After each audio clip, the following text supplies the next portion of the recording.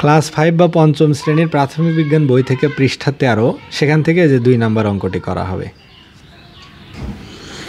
তো পঞ্চম শ্রেণীর প্রাথমিক গণিত বইটি থেকে এটা হলো পৃষ্ঠা 13 নম্বর পৃষ্ঠায় এই অঙ্কটি আছে 2 নম্বরে, সেটি আমরা সমাধান করব। তো প্রথমেই সরল অঙ্ক করতে গেলে আগে ব্র্যাকেটের কাজ, তারপরে ভাগ, তারপরে গুণ, তারপরে যোগ, তারপরে সবশেষে বিয়োগ।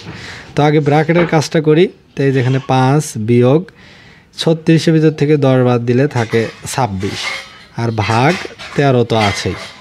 এবার আমরা দেখব হচ্ছে, আমরা জানি যে প্রক্রিয়া চিহ্নের ভিতর প্রথম কাজ ভাগের, তারপর গুণের, তারপর যোগের, তারপরে বিয়োগ। এখন এই 4টার ভিতরে আগে দেখব ভাগের কাজ। এই যেখানে ভাগ আছে, 26কে 13 দিয়ে ভাগ দিতে হবে, তাহলে আগেরটুকু হুবহু তুলতে হবে। 5 বিয়োগ, এখন এই অংশটুকুর কাজ করতে হবে। 26কে 13 দিয়ে ভাগ দিলে হয় 2।